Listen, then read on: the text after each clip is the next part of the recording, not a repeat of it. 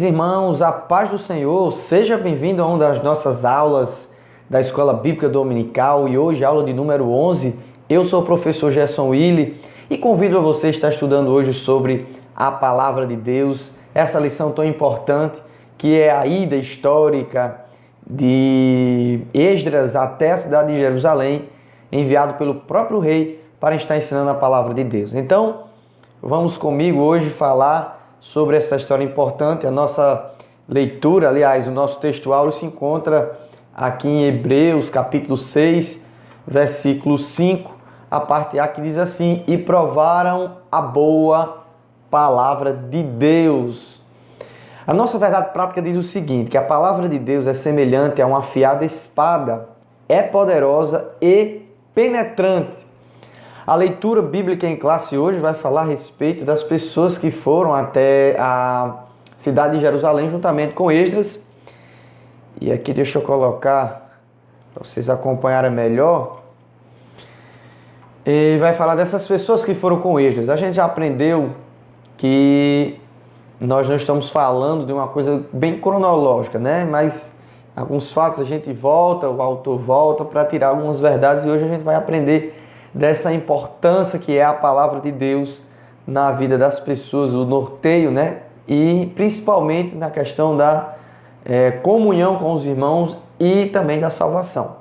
Vamos lá, Esdras capítulo 8, versículo 1 ao 12, diz assim a palavra de Deus: estes, pois, são chefes de suas casas paternas, e esta é a genealogia dos que subiram comigo de Babilônia no reinado do rei Artaxerxes. Então a gente vê que Esdras está escrevendo, né?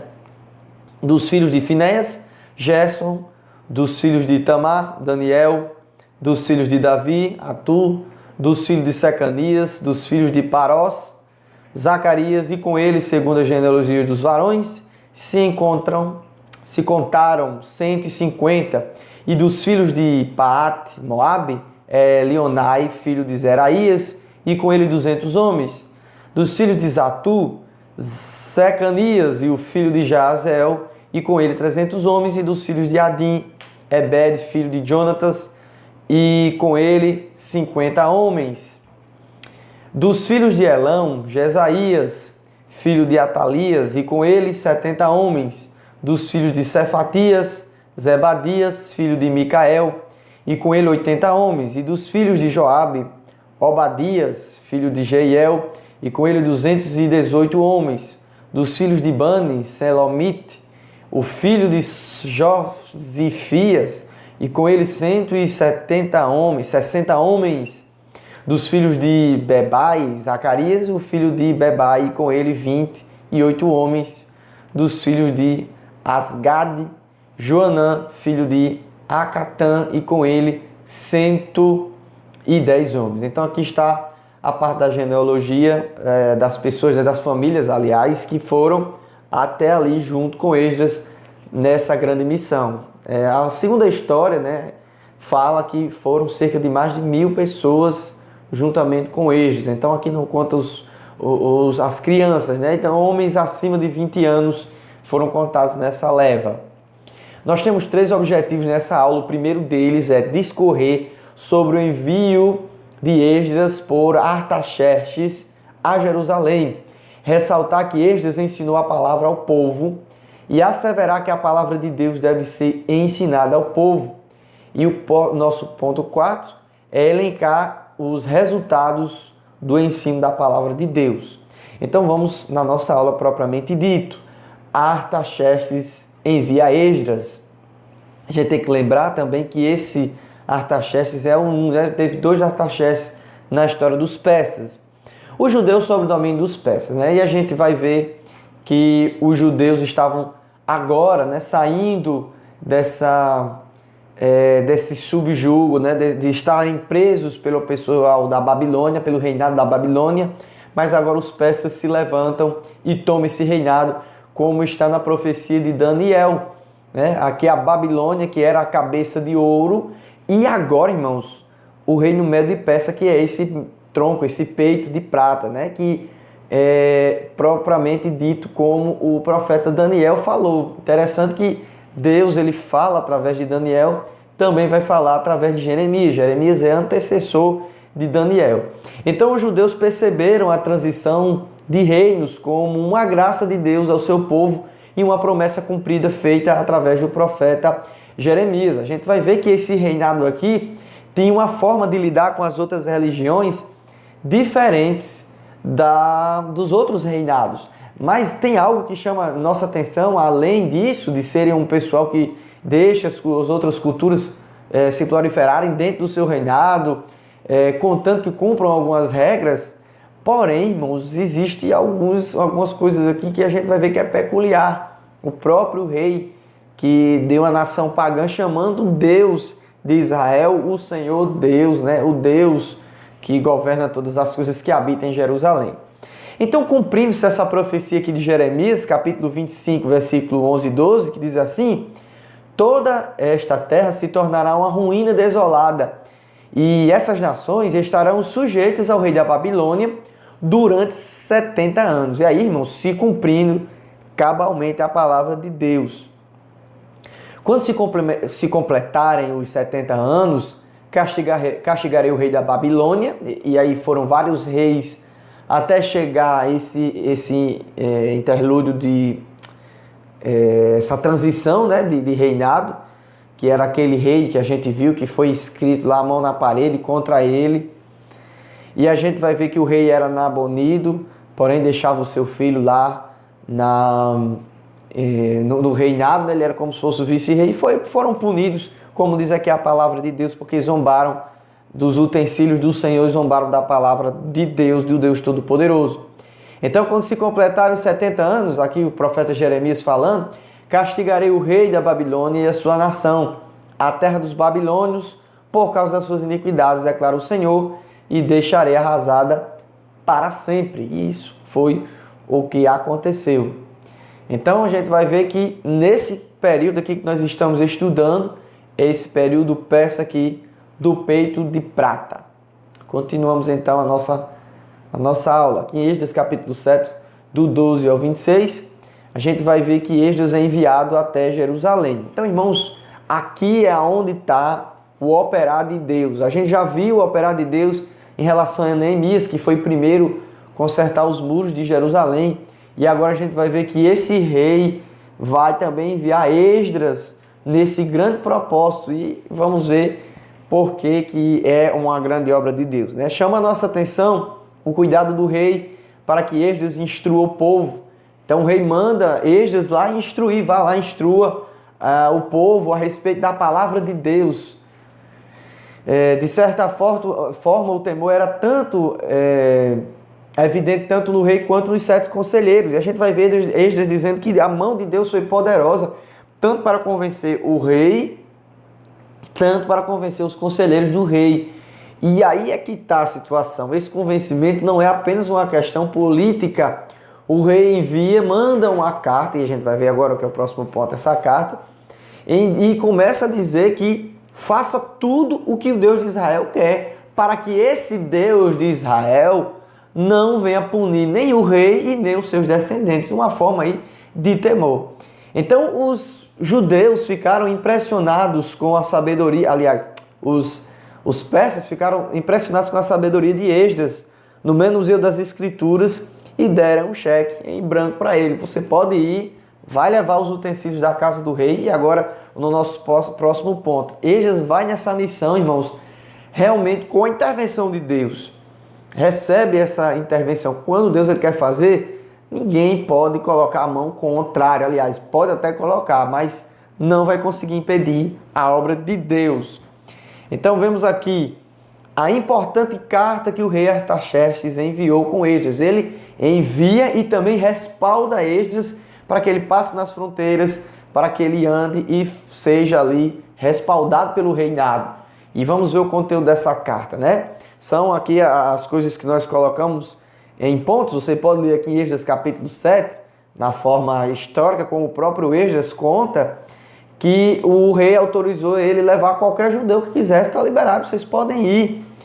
E levar também o restante dos utensílios, a prata e o ouro, levar a prata e o ouro da própria despesa real. e levar também o restante dos utensílios que não haviam sido levados por completo e agora vão ser levados até essa caminhada até Jerusalém. Veja que coisa interessante, o rei agora libera, dá essa carta em branco, diz que todo judeu que quiser ir pode levar também prata e ouro, os utensílios que são de prata e de ouro, né? Podem ser liberados para essa grande obra que vai ser feita. As despesas vão ser pagas pelo tesouro do rei. E ainda diz que Esdras pode levar juízes e nobres, regentes, para servir nessa questão, para que a cidade seja completa em relação à lei. A preocupação do rei era que um sistema fosse restaurado, o sistema da lei mosaica fosse restaurado ali, em conformidade à palavra de Deus.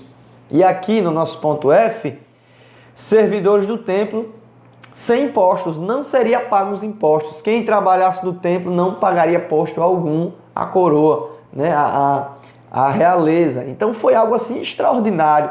Eles eram presos, cativos, sob o jugo da Babilônia, que era obrigado a falar a língua babilônica, né, a língua caldeia. E aí a gente vai ver, irmãos, que do nada, né, como aquele diz o ditado, transformou a água em vinho, muda-se a história e Deus cumpre com a sua promessa. É como diz ali em Jeremias capítulo 33, clama a mim e eu te responderei. Quando Jeremias ele pergunta a Deus, por que, Senhor, eu devo comprar um terreno aqui nesse local que vai ser desolado? Deus diz para Jeremias que ele pergunte a ele um pouco mais sobre as coisas que vão acontecer, porque ele dará a resposta e ele já vai dar a resposta dizendo que naquele lugar onde foi desolado um dia voltará a ser um local de bonança e o povo de Deus ainda ia plantar vinhos, criar os seus animais. E aí, irmãos, a promessa de Deus se cumpre cabalmente. E a gente vê no final do capítulo 7, Esdras louvando a Deus pelo grande feito, porque Deus operou de sobremaneira. E é assim que o cristão deve fazer quando Deus ele opera nas nossas vidas, agradecer a Deus. Irmãos, nada é coincidência. A gente não vive em coincidência, né? Aconteceu isso porque eu tive sorte. Eu passei por aquilo ali e consegui me resolver por conta das minhas agilidades. Se Deus não estiver em nossas vidas, se a graça dele não estiver sobre nós nem se arrependemos dos nossos pecados, nem conseguimos fazer coisa alguma, porque é o Espírito de Deus quem faz todas as coisas. Então, o Espírito de Deus quem convenceu toda essa grande comissão aqui. Então chegamos no nosso tópico 2. Esdras sai da Babilônia e vai até Jerusalém. Então Esdras recusa a guarda militar, pois já havia dito ao rei que o Deus Todo-Poderoso os guardaria no perigoso caminho de viagem. Eles iam orando e jejuando. E foi isso que aconteceu. Chegaram em paz ao seu destino. Ora, Esdras tinha dito, olha, eu sirvo ao Deus poderoso. Talvez tivesse passado dias, semanas, falando a respeito da palavra de Deus e falado dos grandes feitos que Deus tinha operado no meio do povo de Israel. E agora ele ficou assim, não vamos pedir uma guarda, porque a gente vai dizer que está temendo. Mas, segundo algumas traduções, você vai ler aqui no capítulo 8, o próprio Esdras, né, vai ficar meio acanhado, né, com vergonha de pedir, porque ele já tinha dito que Deus é poderoso. E aí nós não devemos temer. Esdras, como homem, disse, não vou pedir, mas lá no coração dele bateu aquele temor e ele resolveu esses temores jejuando, orando a Deus, que é o Senhor que faz todas as coisas. E o que acontece? Eles chegam são e salvos, com todo aquele ouro, com toda aquela prata, com todo aquele dinheiro que eles levavam ali, aquela fortuna, que era muito dinheiro mesmo, valor considerável, e eles chegam ali no seu destino local. Então, depois que ele chega lá, acontece o encontro de Esdras com Neemias. Eu acredito que deve ter sido uma felicidade.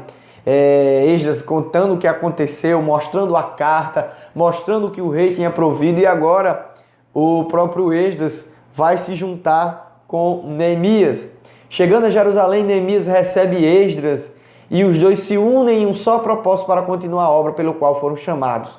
Irmãos, esse é o critério da igreja de Deus, né? Esse é o critério que nós devemos pensar, que o irmão que vem para a congregação, que chega até nós, é para somar. Ele não está ali para tomar o seu lugar, ele está ali para somar junto com você, para estar juntos na obra de Deus, para fazer aquilo que Deus ele realmente tem para fazer na grande comissão da Igreja de Cristo. Então nós devemos pensar assim, chegou reforço, chegou mais alguém, vai somar, vem junto para conosco, né? Então neste período, Neemias assumia a função, tanto civil, militar e espiritual do povo judeu. A gente viu nos outros lá que Neemias era quem convocava o povo para fazer a oração, Neemias era quem armava o pessoal, era quem preparava, quem distribuía as funções, então ele estava acumulando funções. E agora, graças a Deus, chega o nosso querido Esdras com a palavra de Deus, com os pergaminhos para instruir o pessoal que estava ali. Porque, irmãos, a situação de cativeiro na Babilônia tinha feito com que muitas pessoas tivessem já nascido, já estavam chegando perto da velhice naquele período babilônico, que não tinham mais habilidade em relação à lei, não tinham perdido o costume, né, de fazer a leitura, e o mundo babilônico, caldeu, havia sido enraizado aquela cultura, mas com esse reforço, o mundo babilônico será tirado e colocado de volta os costumes do Deus de Israel, a qual ele tinha falado pelo seu servo Moisés. Então, Esdras ensina o povo a palavra de Deus. O pessoal se reúne ali, como diz aqui em Neemias capítulo 8, e vemos que o povo se juntou como um homem só, ou seja, num só propósito, para ouvir a palavra de Deus através do escriba Esdras.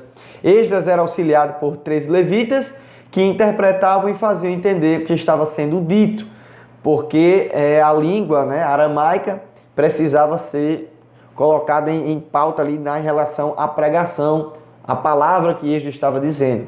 Alguns historiadores dizem que Esdras não só lia, mas também ensinava ao povo, era como se fosse realmente um sermão expositivo. Outros acreditam que ele apenas lia e os levitas interpretavam ali, auxiliavam nas pessoas, fazendo essa linguagem parecer mais familiar àqueles homens que estavam ali em Jerusalém. E o ensino, irmãos, foi maravilhoso. As pessoas começaram a chorar. Em Neemias capítulo 8, do 1 ao 12, a gente vai ver sobre isso. O povo chorou ao entender a palavra, ao entender que eles estavam indo de encontro à palavra de Deus. E é isso que a palavra de Deus faz com nossas vidas. Quando a gente escuta a palavra, que ela faz um efeito em nosso coração, as nossas estruturas são modificadas. O nosso coração é transformado. Quando vê que você estava errado, você vai se entristecer, né? Então, o povo chorando ali, porque a palavra de Deus estava sendo pregada, mostrando, expondo a eles os pontos que eles haviam vivido, alguns ali toda a sua vida, né, errado, distante da palavra de Deus. Esdras entra no meio do povo juntamente com Neemias e começa a acalmar, dizendo: isso não é hora de vocês chorarem, se alegrem, porque a alegria do Senhor é a nossa força. Versículo 10 vai falar sobre isso. A alegria de Deus. Olha, Deus mandou a palavra. Se Ele mandou, se Ele está promovendo isso, é porque Ele está se alegrando. Ele mostra aqui realmente que as pessoas estavam erradas, mas Deus perdoou os seus pecados. Então os levitas entravam no meio do povo, né? Os sacerdotes ali entravam no meio do povo e começavam a dizer: se alegrem, não chorem, meus irmãos, vamos se levantar. Essa aqui é uma obra que o Senhor tem provido. Proveu Neemias, proveu Esdras, proveu agora os utensílios, proveu todo o material, já vencemos vários inimigos. A alegria do Senhor é a nossa força. Quando Deus se alegra, irmão, com alguém, quando Deus se agrada do caminho de alguém, é uma alegria que brada sobre nós através do Espírito Santo, e é a nossa força, o nosso prazer está alegrando a Deus com as nossas atitudes, com o nosso coração. A gente entende, né, e se entristece porque a Bíblia diz o seguinte: o apóstolo Paulo em Romanos, ele vai dizer que a tristeza de Deus, quando opera em nossas vidas, é para a vida, para o arrependimento. E aí, irmãos, eles ficaram aqui entristecidos e agora alegres, porque Deus aprove o seu perdão sobre eles. Então, Deus ainda perdoa pecados, como o próprio Esdras falou. E, meus irmãos, Deus ainda perdoa pecados. E Ele perdoou o pecado de vocês. Por isso que está se cumprindo a palavra de Deus pelo profeta Jeremias. Vamos aqui para o nosso tópico 3, que fala da palavra de Deus deve ser ensinada. A palavra de Deus, irmãos, como a gente tem falado, é o ponto basilar, é o ponto onde a igreja ela não pode perder de vista o ensino da palavra de Deus. Uma igreja onde a palavra de Deus é negligenciada, ela é uma igreja doente, né? A gente pode até dizer assim, que a medição que a igreja é saudável é o quanto a palavra de Deus é ensinada. E aí, irmão Gerson, você, né, pode dizer assim, como é que pode uma igreja não ter palavra de Deus? Eu acho que não existe isso. Existe, irmãos. Existem púlpitos que estão pregando seus achismos, movimentos estranhos que não são segundo a palavra de Deus. Outras igrejas que dão ênfase maior ao louvor, a estarem cantando ali, às vezes até uma ênfase extremamente antropocêntrica, né, onde o homem é o centro de todas as coisas, e não consegue entender que o momento da palavra de Deus é o momento mais importante, é onde corações vão ser modificados, é onde corações vão ser consolados, redarguidos, né? Ou seja, levantados, estão enfraquecidos, e também é o momento onde nós vamos ser exortados. E precisamos dessa exortação doutrinária bíblica, porque sem exortação, sem a doutrina, o povo se corrompe. Então vemos aqui 3 pontos. Deus ordenou que a sua palavra fosse ensinada a todo o povo em 7 anos. Né? A leitura da lei de Moisés era a cada sábado. E a reunião solene para ler os profetas era em cada 7 anos. Então aqui a gente vai ver, a leitura era feita diariamente, aliás, todos os sábados, né, por esse pessoal, ou seja, uma reunião no sábado, que era o dia sagrado, e eles iam tomar base daquilo que eles estavam fazendo de certo, de errado, para memorizar aquilo ali. Não é errado você memorizar as Sagradas Escrituras, mas você memorizar e colocar que ela seja feita como obras na sua vida, né?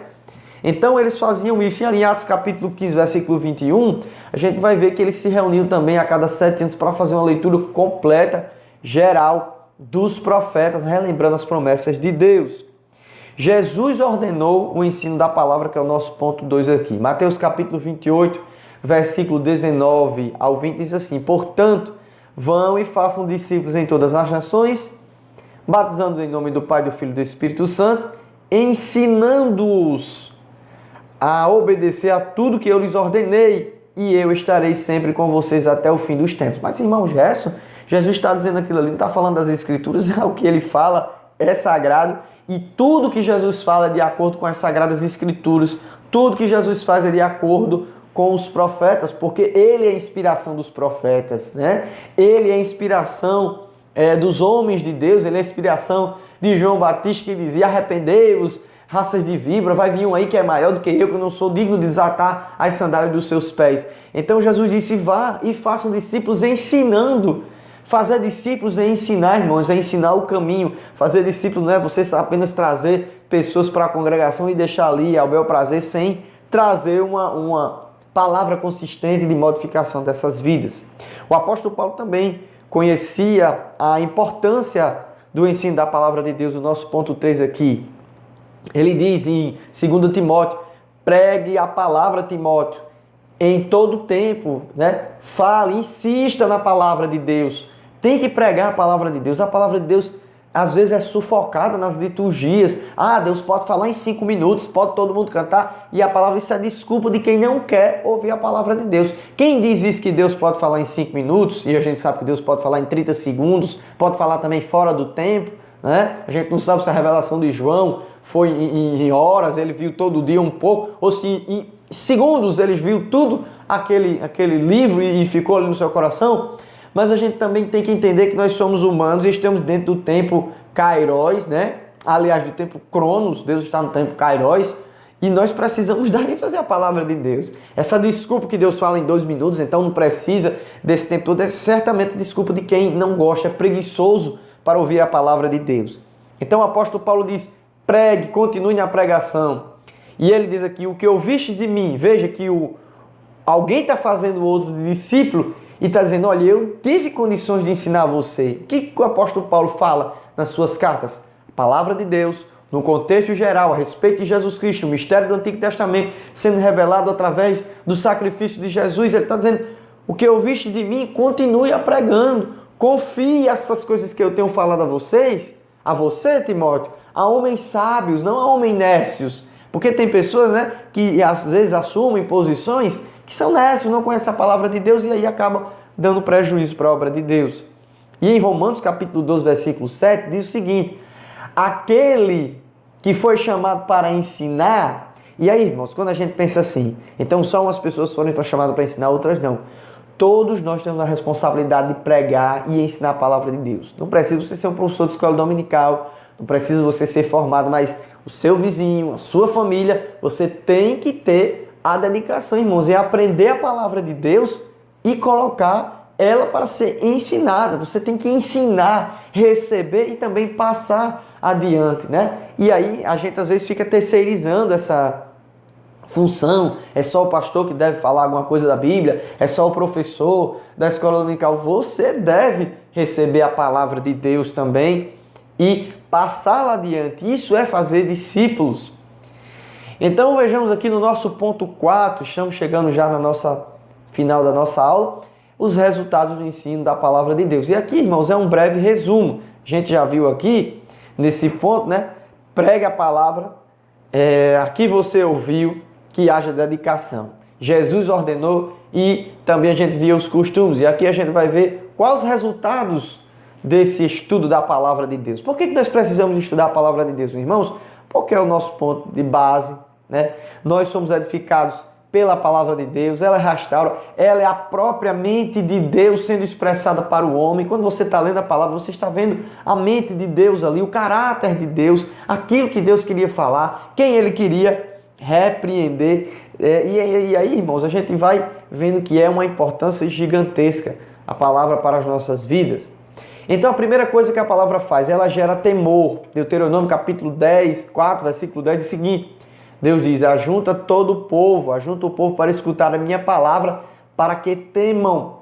Através da palavra de Deus, você vai temer a Deus. Esse é um temor com respeito, porque a pessoa que apenas teme, fica com medo de alguém, ela é uma pessoa que teme ao desconhecido. Quando você teme a Deus pela sua palavra, você teme a Ele com amor, né? Entendendo que você está fazendo aquilo ali, você está deixando ou você está cumprindo aquela palavra ali com amor a Deus. O crente se aparta do mal pelo temor, aqui a palavra é temor. O crente se aparta do mal pelo temor a Deus. Provérbios 3, versículo 7, fala que o crente ele se aparta, né? O sábio vai se apartar do mal por causa da palavra de Deus. E às vezes a gente cai em cada problema. Tem pessoas indo diante do mal, por quê? Porque querem viver uma vida leviana em relação à palavra de Deus e não estão percebendo. Lá, irmãos, a gente vai tirar conselhos, a gente vai ver maus exemplos também, que Deus deixa ali os maus exemplos para que a gente veja que nós não devemos fazer. Então, o temor gerado dessa palavra acaba influenciando para que a gente seja conduzido realmente como tem que ser no caminho diante de Deus. Por isso que nós não devemos negligenciar a palavra de Deus. O nosso ponto 2 aqui diz que a palavra de Deus implanta normas espirituais nos crentes. E veja aqui o que é que diz Ezequiel capítulo 36, versículo 27. E porei dentro de vós o meu espírito. O espírito entra dentro dessa pessoa e fareis que andeis nos meus estatutos, andando nas normas, e guardareis os meus juízos e os observareis. Veja aqui, irmãos, o crente verdadeiro, ele vai andar pela palavra, ele quer saber mais da palavra. Aquele que realmente não está aqui, que está ali por uma diversão, que acha que a igreja é um clube, alguma coisa desse tipo, ele não quer ouvir toda a palavra, ele quer ouvir parte das bênçãos, ele quer ouvir muito, né, dos direitos que ele tem, que a igreja concede a ele, mas ele se esconde dos deveres. Então, quando alguém realmente se expõe à palavra de Deus, quando alguém realmente lê a palavra, deixa que a palavra seja algo modificador em suas vidas, ele acaba andando nos estatutos de Deus e ele vai andar nas normas espirituais. E aí a gente vê outras passagens, né? O Salmo 119 vai falar muito disso, alguns dizem até que foi Esdras, o próprio Esdras que escreveu, vai falar que a palavra de Deus é suave, ela é a meditação, ela é o prazer. Meu irmão, quem quer agradar a Deus não vê as normas da Bíblia como algo duro, vê algo suave, algo por amor. Não é difícil você cumprir aquilo. Então chegamos no nosso último subtópico que diz assim: a palavra de Deus dá conhecimento. A igreja de Corinto foi enriquecida pelo ensino da palavra de Deus. E pelo conhecimento entendemos como agradar a Deus, como diz aqui em 2 Coríntios capítulo 5, versículo 9. Jesus disse o seguinte: vocês erram porque vocês não conhecem as Escrituras e nem o poder de Deus. Ele atrelou o conhecimento das Escrituras ao poder. Uma igreja ela é poderosa quando ela manuseia bem a palavra de Deus. Uma igreja ela é verdadeira, ela é digna de ser elogiada, de ter sido colocada como vitrine. Aqui eu falo de igreja, congregação mesmo local, né? Não estou falando de uma igreja universal aqui, de uma igreja geral. Mas uma congregação ela é tida como uma congregação saudável quando ela anda de acordo com a palavra, de acordo com o ensino. Mas como, irmão, você vai andar de acordo com a palavra de Deus se você despreza a palavra de Deus na liturgia? Ah, não, esse evento aqui é só louvorzão, é um louvorzão e não vai ter palavra. Ah, esse evento aqui é só para isso. Irmãos, onde o crente se reunir, tem que ter a palavra de Deus. Aonde o crente vai, tem que ter a palavra de Deus. Eu não estou falando de extremo. Veja o que eu estou falando. Onde há um contexto, né, espiritual, eclesiológico, o crente tem que ser exposto à palavra de Deus. Nós não podemos negligenciar a palavra de Deus como se ela fosse uma parte aquém ou além de alguns procedimentos de vida, né? Então, queridos, chegamos aqui e vemos que a palavra de Deus ela é necessária.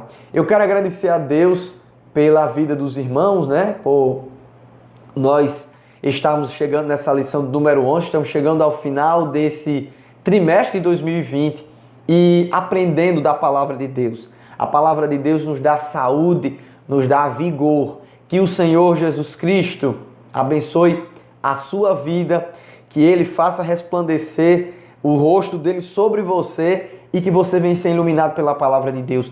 Não deixe de estudar, meu irmão. Não se desfaleça. Que o Senhor Jesus Cristo faça que você ame cada dia mais a palavra dele e seja instruído de fé. Deus abençoe vocês, em nome de Jesus, e até a próxima aula. Amém.